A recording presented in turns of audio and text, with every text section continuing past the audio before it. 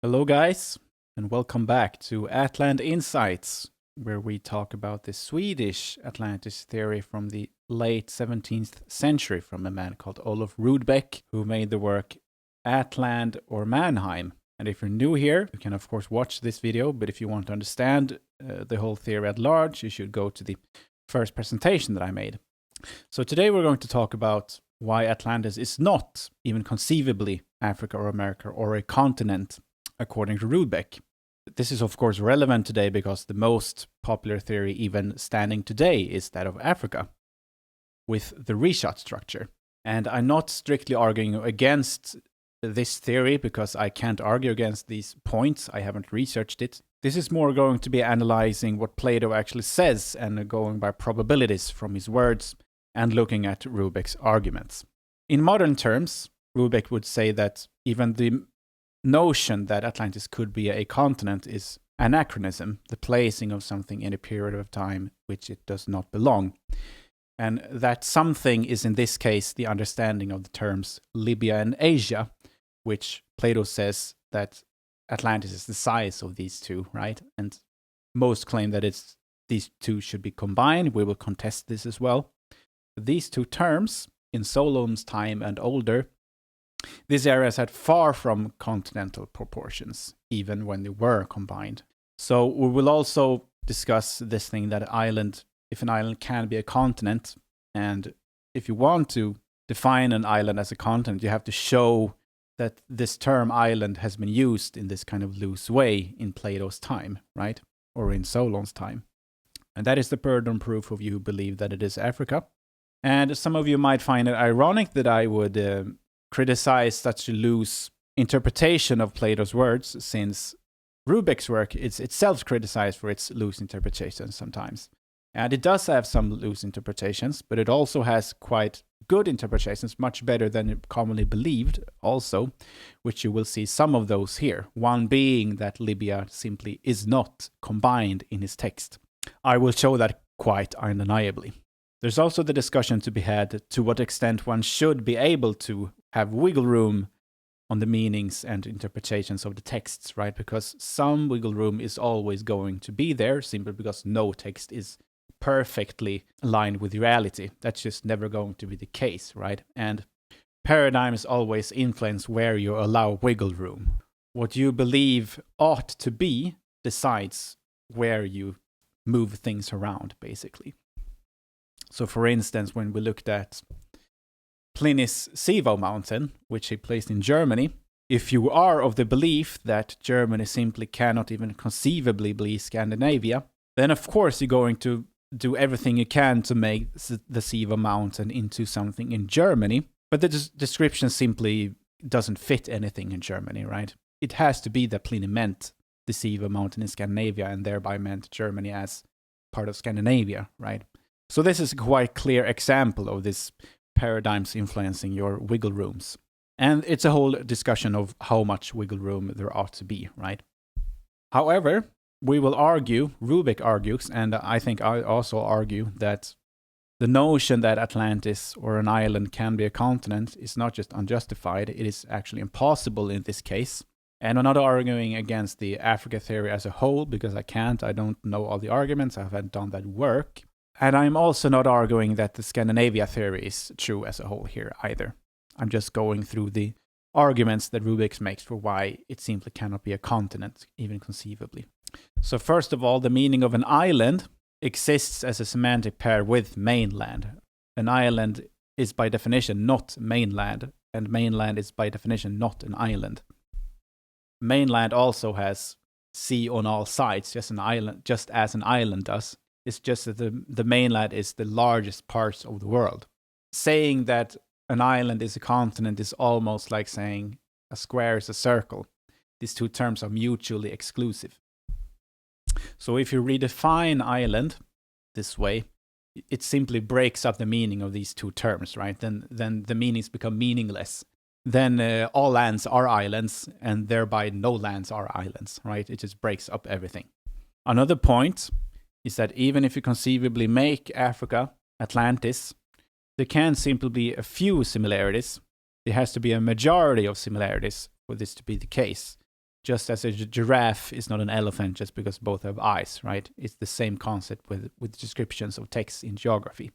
And I know that maybe a lot of you like the Richard structure argument. And again, I'm not arguing strictly against that. Plato did not mean a continent in his text. That's simply all I'm arguing. Also, it's quite provable that Libya and Asia should not be counted together. It is both linguistically ambiguous and, again, fundamentally anachronistic to believe that these are of continental proportions. In ancient Greece, Libya denoted a small region in North Africa, west of Egypt, and Asia was Asia Minor in Turkey. Here you have what Asia was in ancient Greece and in Solon's time. This is, of course, where Troy was. And Libya is here, west of Egypt. You can see that the Libyans were Berber tribes. Their first settlements was here, the west of Egypt. And the Libu are Atlanteans and Berbers, or barbarians. From right, left, an Egyptian, an Assyrian, a Nubian, and 4 Libu men. So the Libyans were white in the beginning. And modern scholarship, of course, say that these are indigenous to these lands in North Africa, but they are actually from Atlantis. Here is Maximus of Tyre, who wrote in 2nd century AD, the homeland of the Hesperian Libyans, and he describes their homeland as a peninsula. The Hesperian Libyans inhabit a land narrow and long, and on all sides surrounded by sea, for the external sea being divided about the summit of this neck. To these men, Atlas is a temple and statue. So this is where the Libyans originally are from, the land of Atlas, which is, of course, Atlantis. You can also see that their golden apples, the Hyperborean apples. This is very much so reminiscent of Idun's apple in Norse mythology. And there's actually quite a good reason why he chooses specifically these 2 regions, right? Because these are some of the first early Atlantean settlements. That of Troy, which was Asia, and we showed in the last presentation how in Norse mythology, Asia is the land of the Aser people, the land of the gods, right? And the first settlement in Africa was, as we saw, west of Egypt. Now, ought Libya and Asia be counted together or separately? Modern translations has Timaeus as saying that they are counted together, and the Critias as them being counted separately. So let's look at this Timaeus quote, where it says that it should be put together. And I've used Polytranslator, the best translator for ancient languages. And with context, the translator adds together, the word together, but in isolation, it puts out, and the island was larger than both Libya and Asia. So why is this the case?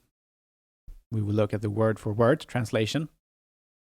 And you can see here that it's quite obvious. It is this word of ama, which means at the same time or together with. So Polytranslate has at the same time as the main meaning and together with as the second meaning. And it actually mirrors what GPT puts out as well. That ama means firstly, at the same time, and secondly, together.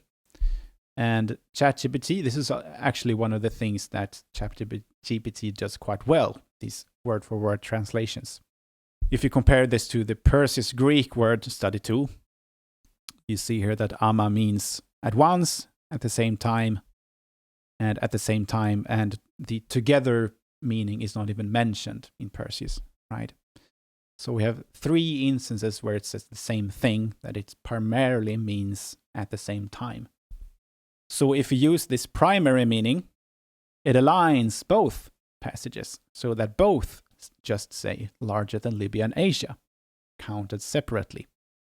Also, if Plato meant one landmass, he could have chosen adjacent regions, right? But instead, he deliberately selected Libya in Africa and Asia in Turkey two regions geographically and conceptually distinct. Their separation mirrors the main meaning of the word amma, at the same time and not together. Conclusion then is that he is quite definitely saying at the same time and not together, just as he does in Critias. It is quite undeniable that this is what he is saying. Conclusion. America and Africa theories rely on a secondary reading and anachronisms. Modern understandings of the terms Libya and Asia. Its real size is that of Libya, west of Egypt, and Asia Minor, and they are counted separately, considerably smaller than a continent and more in line with the meaning of the term island. Therefore, in the next presentation, this will dovetail quite well into the size of Atlantis. So this will be the next video. Thank you so much for your time.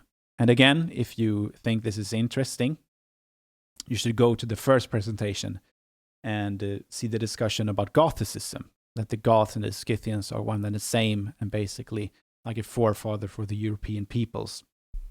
Thank you, and I will see you in a few days.